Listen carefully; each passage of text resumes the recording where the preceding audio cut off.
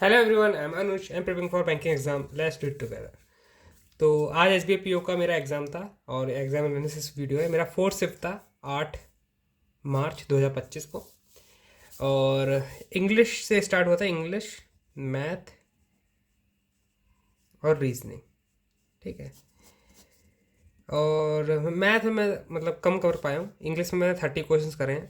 मेरे हिसाब से इजी इंग्लिश आई थी, है ना। तो इजी इंग्लिश आई तो सिली मिस्टेक के चांसेस काफ़ी ज़्यादा हो सकते हैं। जो इसमें रीअरेंजमेंट होता है उसके मतलब काफ़ी पैटर्न आए थे। जैसे एक होता है पैटर्न जिसमें ऐसे रीअरेंजमेंट लिखा होता है, उसको उसी ऑप्शन के मतलब एक एक क्वेश्चन 1 मार्क्स का होता है, उसी में सॉल्व करना होता है ऑप्शन के हिसाब से। ऐसे करीबन करीबन 3 या 4 क्वेश्चन आए थे और फिर पूरा एक रीअरेंजमेंट आया था बड़ा वाला, उसको सॉल्व कर लिया था। वो तो ईजी था। और फिलर्स का बहुत सारे आए थे। आर सी थी। एरर तो मैंने छोड़ दिया, तो मैंने तब भी 30 क्वेश्चन करे हैं। आर सी कुछ क्वेश्चन छोड़े हैं मैंने। ईजी लगा मुझे इंग्लिश, इसीलिए मैं कर रहा हूँ। सिली मिस्टेक के चांस ज़्यादा हो सकते हैं। पर यही है कि बैड लग यही है कि वो लोग दिखाते नहीं है मार्क्स, तो हमें पता कभी चल ही नहीं पाएगा। ठीक है। तो फिलर्स काफ़ी सारे आए थे और बस इतना ही आया था। कोई रीअरेंजमेंट नहीं, मतलब वर्ड स्वाइप वर्ड ये सब नहीं आया था। वर्ड इम्प्रूवमेंट वाला आया था शायद, हाँ वो भी आया था, वर्ड इम्प्रूवमेंट वाला भी आया था। ठीक है। फिर मैथ में आते हैं। मैथ में इस बार इसमें 40 में से क्वेश्चन थे। इस बार ये 30 में से था, ये भी 30 में से था। ठीक है। मैथ में मैंने सिर्फ 15 क्वेश्चन करे हैं और मैं एक डीआई में फंस गया था। उसी चक्कर में ये सब गड़बड़ हो गई है। और मतलब अर्थमेटिक को और भी क्वेश्चन हो सकते थे, लेकिन मैं नहीं मैथ में कर पाया हूँ। 15 क्वेश्चन काफ़ी कम है ये मैथ में। एटलीस्ट मुझे 20 क्वेश्चन या फिर 18 के आसपास करने चाहिए थे, और मैथ में काफ़ी कम रह गया मेरा। डीआई मैंने लेकिन सॉल्व कर दी थी। एक तो डीआई थी ए बी सी करके था उसमें। तो पी क्यू ऐसा करके शायद दे रखा था, फिर उनका 125, ये 167 ऐसा करके था कुछ। ये 9 10, ये 4 5 के रेशियो में था। ये वाली बन नहीं पा रही थी, इसको मैं काफ़ी देर तक बना रहा था, ये बन नहीं पा रही थी। और इसका कुछ टोटल आ रहा था कुछ समथिंग 62 था। 62 का 3 गुना यहाँ पे आएगा 6 और ये 18 ऐसे करके था, है ना। ये वाली बन नहीं पाई थी। वहाँ वायर्ड और अनवायर्ड, वायर्ड और वायरलेस वाले कीबोर्ड थे। ये वाली डीआई बन नहीं पा रही थी, पता नहीं क्यों। ये वायर वाला था फिर कुछ और वाला था, लेकिन ये केसलेट डीआई थी। ये वाली बन नहीं पा रही थी। तो ये इस डीआई में मैं काफ़ी देर तक फंसा रहा, टाइम वेस्ट कर दिया। अर्थमेटिक कुछ क्वेश्चन करके सिंप्लीफिकेशन नहीं आया था मेरी सीरीज, मेरे शिफ्ट में सिंप्लीफिकेशन नहीं आया था। इन क्वालिटी आई थी। कुछ रिकॉर्डिक क्वेश्चन होती वो आई थी, वो भी ईजी थी, बन गई थी। उसके बाद एक डीआई थी जिसमें कार प्लस बाइक का डेटा दे रखा था, और फिर बाइक का ऐसा करके डेटा दे रखा है। ठीक है, समझ गए होंगे ग्राफ से आप लोग, है ना। तो ये भी तो काफ़ी इजी डीआई थी। एक डीआई और थी जो सबसे फर्स्ट डीआई थी, है ना, फर्स्ट नंबर पे डीआई थी। उसमें क्या दे रखा था, फ्रिक्शन, है ना, टोटल दे रखा था, टोटल बुक दे रखा था। और friction, non friction to friction के बारे में यहाँ पे डेटा दे रखा था। ठीक है। तो उससे हमें फाइंड आउट करना था, कैसे फाइंड आउट करते हैं। ठीक है। A P Q R S T, या फिर यहाँ फ्रिक्शन का डेटा दे रखा था। फिर यहाँ पे दे रखा था जैसे 3/11 ऑफ नॉन फ्रिक्शन बुक और 3/11 ऑफ फ्रिक्शन बुक। तो ऐसे ऐसे करके आपको रेशियो के हिसाब से चीज़ें निकालनी थी। या फिर किसी में परसेंटेज परसेंटेज दे दिया, फिर 33 मोर दे दिया। तो ऐसे करके डेटा बन रहा था, उससे भी आंसर आ रहे थे बहुत। मतलब ऐसा कोई होल नंबर नहीं बन रहा था, सारे नंबर ऐसे करके बन रहे थे। कोई पॉइंट में तो नंबर नहीं था, लेकिन मतलब फिफ्थ का डिजिबल और फिर सेकंड 2 का डिजिबल ऐसे नंबर नहीं थे, है ना। ऐसे नंबर बन रहे थे, 464 ऐसे करके नंबर बन रहे थे। उसके हिसाब से आपको आंसर देना था। इसके इसके क्वेश्चन काफ़ी लंबे लंबे थे। तो मैथ तो अब मैं मॉडरेट लेवल क्या ही बोलूँ, क्योंकि मैं खुद ही नहीं कर पाया, तो मैं ऐसा कुछ क्लेम नहीं कर सकता। लेकिन ठीक ठाक है, मतलब 15 से मतलब और ज़्यादा 4 5 क्वेश्चन ज़्यादा हो सकते थे। अर्थमेटिक मुझे लग रहा था डुएबल करने लायक थी। ठीक है। लेकिन मैंने डीआई पे हाथ साफ करा तो हो नहीं पाया। तो 15 क्वेश्चन मैंने यहाँ पे करे हैं। फिर आते हैं रीजनिंग पे। तो रीजनिंग इस बार मैं बढ़िया से लिख के नहीं ला पाया, तो जितना मुझे याद है मैं उतना ही बताऊंगा।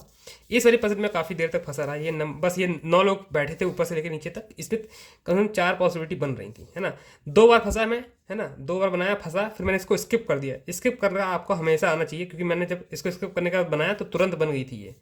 ठीक। तो एक तो पजल ये हो गई, एक ये पजल हो गई जो डेजिग्नेशन वाली पजल होती है, सीईओ, है ना, DRGM। इसके बाद मुझे पता नहीं है, ये सिक्वेंस ये याद रख लो बस। ये चीज़ जो लिखी है मैंने एकदम करेक्ट है ना।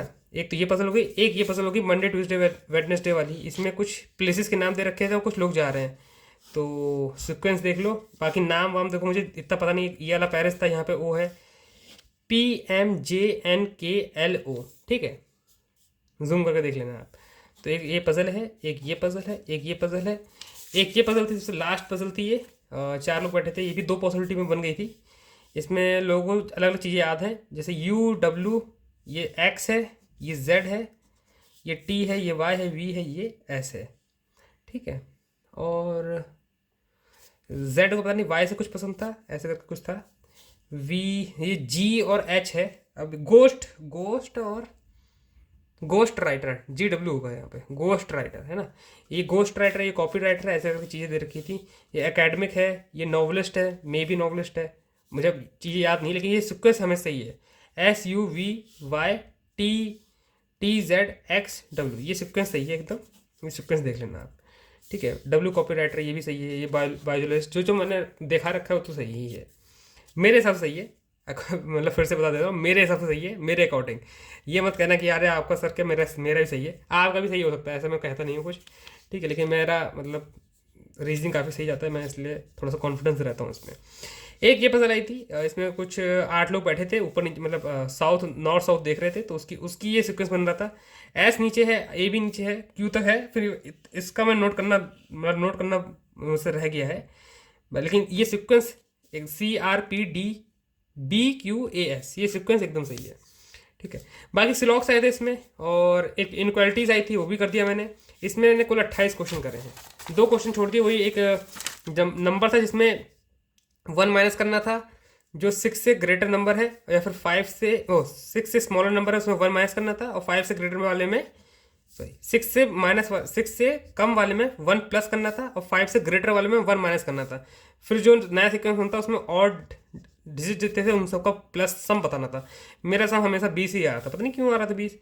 5 7 8 और 2, 8 और 3 ये आ रहा था, 8 3 नहीं तो 5 6, पता नहीं क्या आ रहा था यार, 5 7 12, 3 में 5 है ना, फिर से 5 होगा, ऐसे करके ये यार ऐसे सीक्वेंस था। 3 5 7 3 3 और 5, ये सब ऑड मेरे बन रहे थे, मेरा 20 ही बन रहा था, और लेकिन ऑप्शन में 14 था, 24 था, 14 था, 10 था, ऐसे करके ऐसे ऑप्शन था, ठीक है। एक तो ये वाला क्वेश्चन मैंने करने ट्राई करा, नहीं हुआ।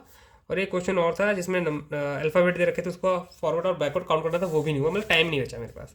तो मैंने इसमें 18 करे हैं, तो ये हो गया 3, कह लीजिए 1 3 और 3 6 और 1 7, तो टोटल 73 करे हैं मैंने। अब रिजल्ट आता है तो देखते हैं कितने मार्क्स आते हैं।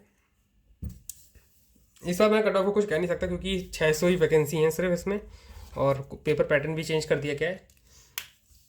लेट्स सी क्या होता है ना, कुछ मतलब इसमें क्लेम नहीं कर सकते, लेकिन मुझे अंदर से लग रहा है ये निकल जाना चाहिए। SBI प्री बता रहा हूँ, है ना, निकल जाना चाहिए, है ना, क्योंकि ये तो सही है सारे, ये भी ऑलमोस्ट सही है। इसमें 2 3 गलत हो सकते हैं।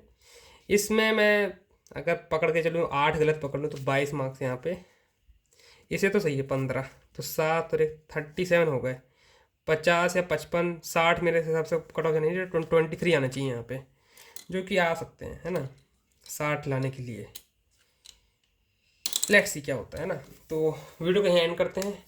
ये पजल आप देख लेना बस, जो मैंने दिखा दिया है आपको, और that's all for today. I will meet you guys in next video. Till then work hard and stay motivated. Thank you guys for watching.